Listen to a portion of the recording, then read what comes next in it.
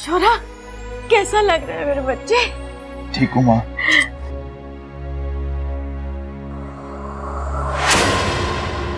ये हुई ना पहलवान वाली बात। चल अखाड़े में चल, कुश्ती करेंगे। आज मैं तुझे नए दांव सिखाऊंगा। हैं? आजा चल। आ चुप कर खड़क।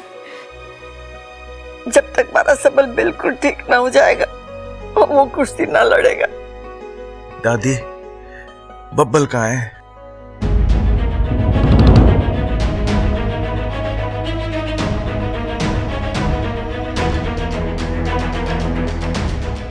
क्या हुआ? आप सब चुप क्यों हो? आप लोगों ने अभी तक माफ नहीं करा उसे। छोटा है, गलती तो हो ही जाती है। मैंने तो उसे कब का माफ कर दिया। जैसे मैं हर चीज भूल जाता हूं ना, वैसे मैं उसकी ये गलती भी भूल चुका हूं। और पिताजी, अखाड़े की कसम, ये बात तो मैं लाल किताब में भी ना लिखूंगा। ए भाई, बुला लो ना बब्बल को बुला लो ना। छोटे, बबल को पुलिस गिरफ्तार करके ले गई है। उनका मानना है कि जो तेरी हालत हुई है ना, उसका जिम्मेदार बबल है। क्या बात कर रहे हो भाई? बब्बल की कोई गलती ना है इसमें। उल्टा मैंने उसे दाव में फंसा रखा था, ऐसे हाथ पैर पकड़ लिए थे। वो कैसे मुझे? ए भाई, चलो पुलिस स्टेशन, पुलिस से बात करके बब्बल को छुड़ा के लाएंगे। ना छोरा ना, तू लेटा रे छोरा। देख बेटे, अभी वहां जाने से कोई फायदा ना है। पहले हम कोर्ट जाएंगे, वहां से जमानत लेके आएंगे, फिर उसको छुड़ा के लाएंगे। डॉक्टर साहब आ गए। खड़क सिंह जी। हाँ जी। सबल सिंह जी की रिपोर्ट आ गई। डॉक्टर साहब, क्या लिखा है इसमें? वैसे तो सब नॉर्मल है, लेकिन इनका ख्याल रखना पड़ेगा।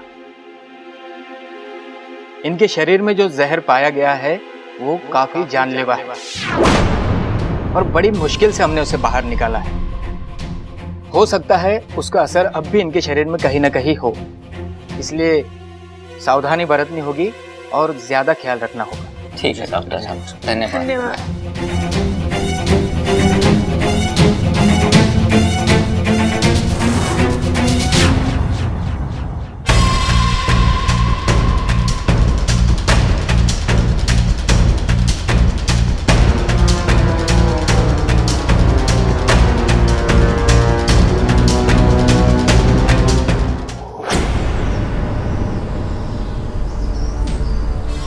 आओ। अच्छा, क्या कर रही हो तुम ये बब्बल जी के साथ?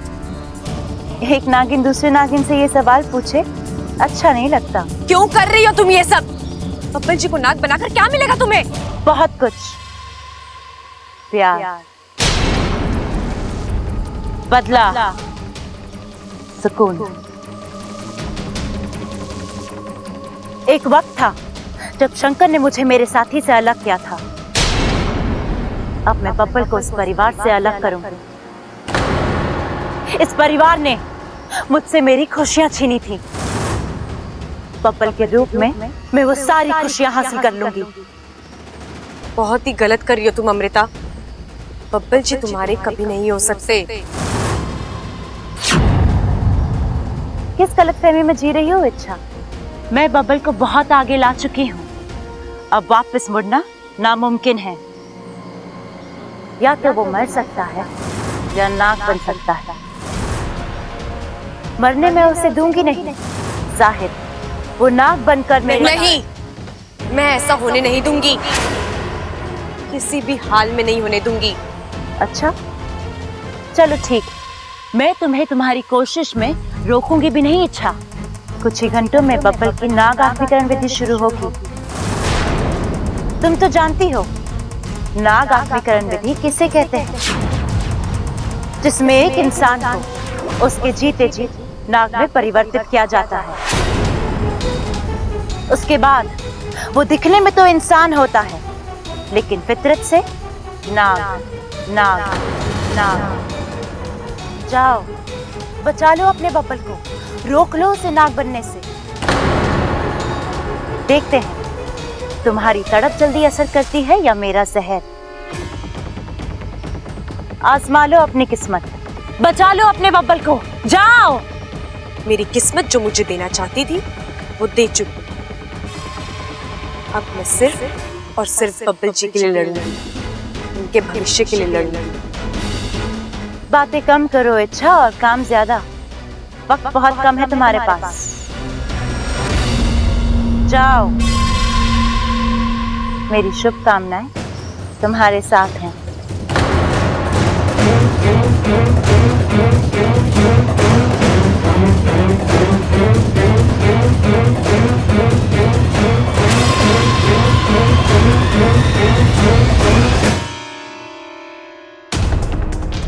बबल, मैं हाथ जोड़ती, छोड़ दे बेटा।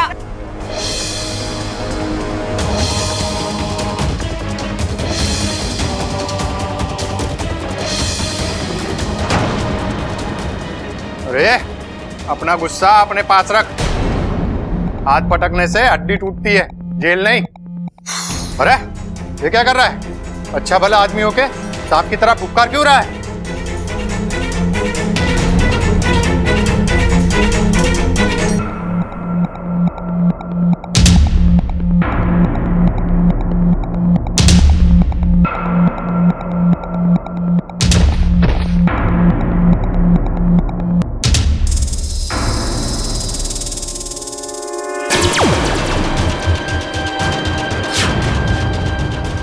अंतिम प्रहार का समय हो गया है।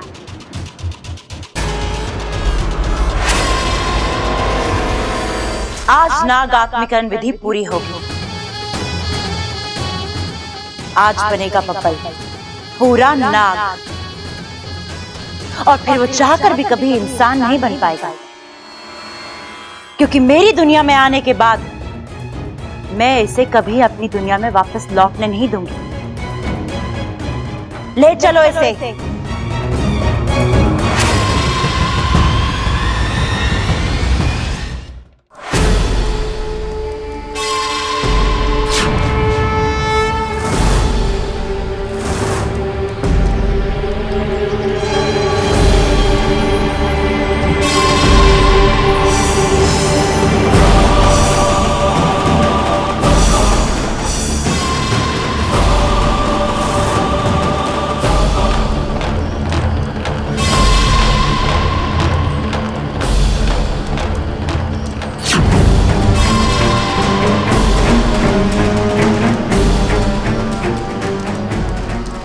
तू घर जा, सब पे नजर रख।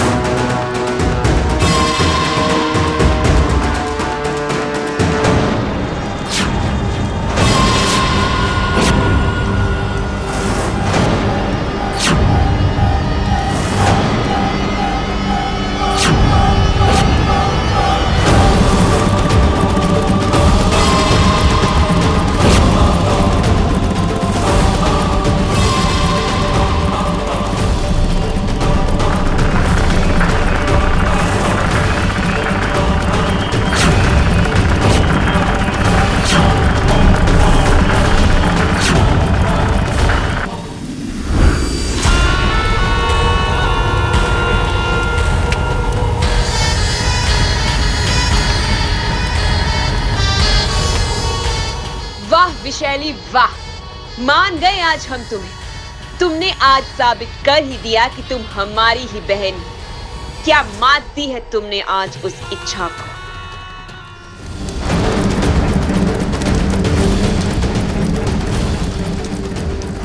अब बस पूनम के चांद का इंतजार है। जैसे ही उस चांद की रोशनी तुम्हारे माथे पे पड़ेगी, नाग आत्मीकरण विधि शुरू होगी।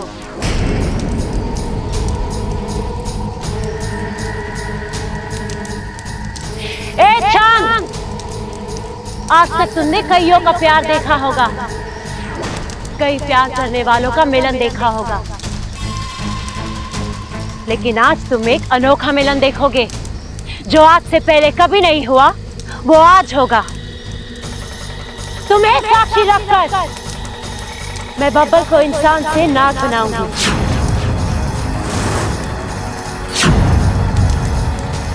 और फिर हम दोनों को कोई अलग नहीं कर पाएगा।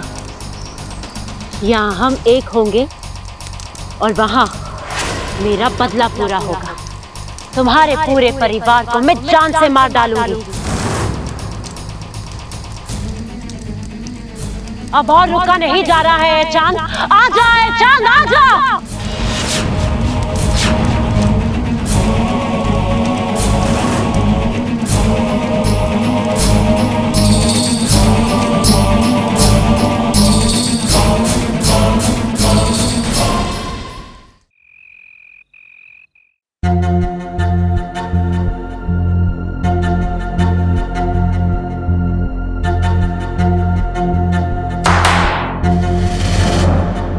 जैन सर, आप शायद ये भूल गए हैं कि ये पुलिस स्टेशन है, आपका बेडरूम नहीं।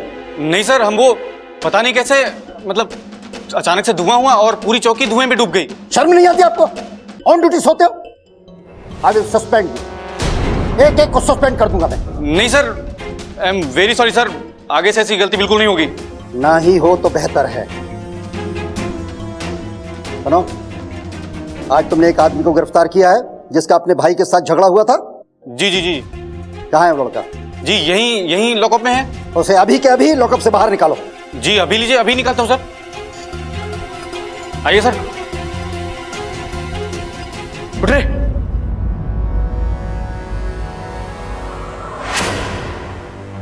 कहाँ है वो? जी यहीं होना चाहिए था।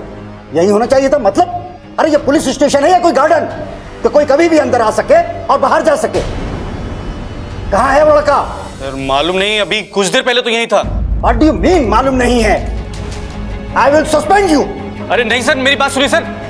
सर मैं उसे पक्का पकड़ लाऊंगा sir, I promise you sir.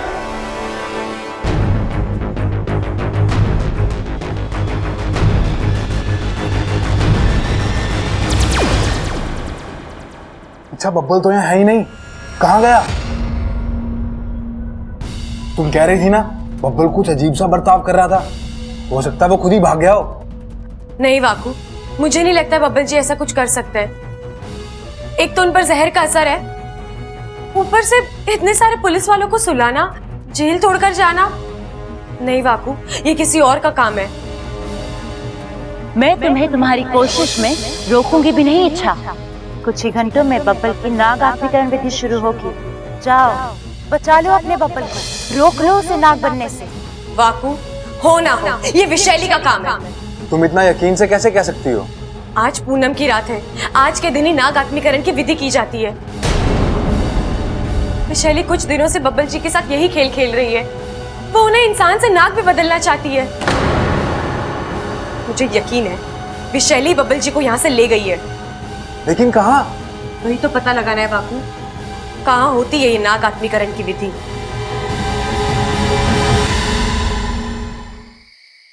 देख सबल, तो अपना ध्यान रखियो, हम लोग बब्बल से मिलके आते हैं। हाँ चलो। चलो चलो।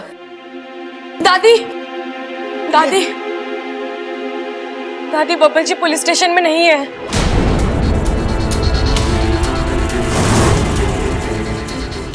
अरे ऐसे कैसे हो सकता है?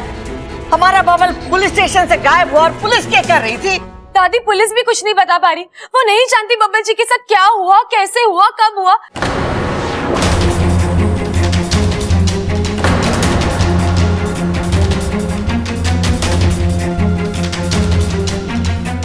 दादी जी, पुलिस का कहना है कि बब्बल जी को किसी ने गायब किया है। समझ में नहीं आ रहा कि बब्बल को कोई गायब क्यों करेगा। मुझे तो लगता है ये काम अमृता का है। हाँ?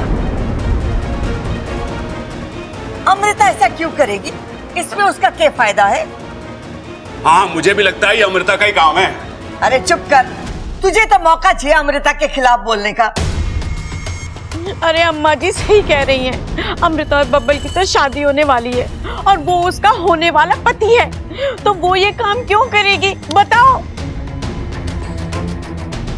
इच्छा, माँ बिल्कुल सही बोल रही है, तुझे कोई गलत फहमी हुई है। नहीं भैया, मुझे कोई गलत फहमी नहीं हुई है। मैं जानती हूँ ये काम अमृता का ही है। छुरी मान भी लें कि तू सही बोल रही है, लेकिन ऐसा करने की कोई वजह भी तो होनी चाहिए। वजह भी बताऊंगी अंकल जी, लेकिन अभी नहीं। फिलहाल आप सब ये समझ लीजिए कि बब्बल जी को अगवा अमृता ने ही किया है। फिर वही ना छोरी ना, मुझे तो अब भी यकीन ना हो रहा है। ठीक है दादी, तो आप अमृता को अभी बुलाइए। उससे क्या होगा? जो मैं कह रही हूँ उसके हिसाब से इस वक्त अमृता का घर पर होना नामुमकिन है, और अगर फिर भी वो इस वक्त घर पर हुई तो मैं मान लूंगी कि आपका विश्वास सही है और मेरा शक गलत है। आप बुलाइए अमृता को। क्या बात है इच्छा?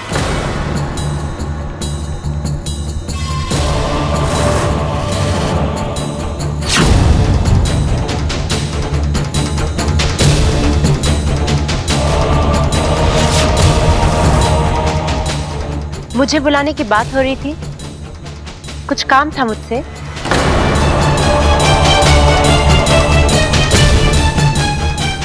क्या हुआ, बोलो ना। क्या बोलेगी ये? इसकी तो बोलती बंद हो गई है।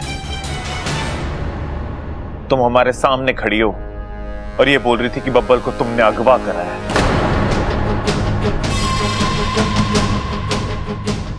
इच्छा, तुमने ऐसा कहा? क्या बिगाड़ा है मैंने तुम्हारा जो इस तरह? दादी, मैं अपने होने वाले पति के साथ ऐसा क्यों करूंगी? बब्बल जी मेरे हैं, पूरे घर को हमारा रिश्ता मंजूर है। जो सपना सबके आशीर्वाद से पूरा हो रहा है, मैं उसे चुराने की कोशिश क्यों करूंगी दादी जी? इच्छा, कहीं ऐसा तो नहीं है बब्बल जी को अगवा तुमने किया है और इल्जाम तुम मुझ पे लगा रही हो? मैं ऐसा क्यों करूंगी? अरे बस करो तुम दोनों। यहाँ घर का छोरा गायब हुआ है और यहाँ तुम एक दूसरे से। मने तो यकीन है कि ऐसा घिनौना काम न अमृता कर सके है और न इच्छा। बब्बल जी, अब जहां कहीं भी हैं, अपना ख्याल रखिएगा।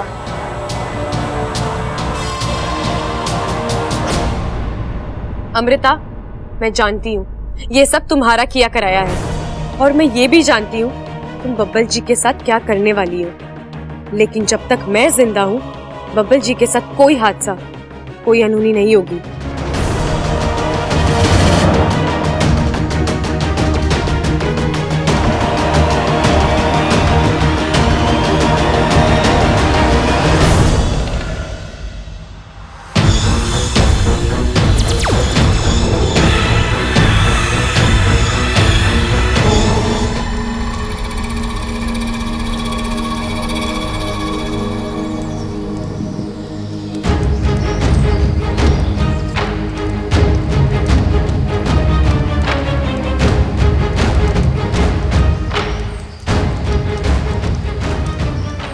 आज पता नहीं क्या हो गया है इसे, कब से देख रही हूँ बादलों में छिप कर बैठा है।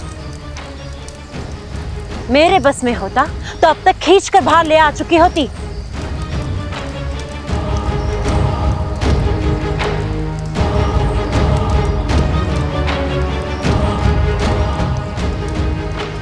और थोड़ा सा इंतजार, तुम तो जानते हो ना, शांत के बगैर ये विधि नहीं हो सकती और विधि के बगैर मैं तुम्हारी नहीं हो सकती।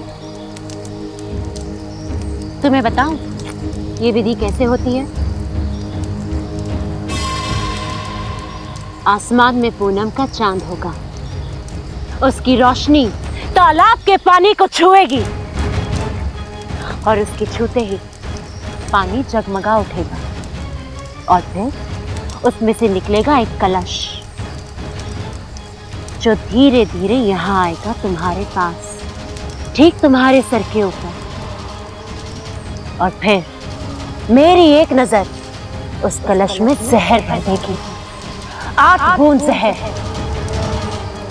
और जैसे जैसे एक एक बूंद तुम्हारे सर पर गिरेगी, तुम नाग बनते जाओगे। और जैसे ही आखिरी बूंद तुम्हारे सर पर गिरी, इंसानी दुनिया को अलविदा और नागों की दुनिया में तुम्हारा स्वागत।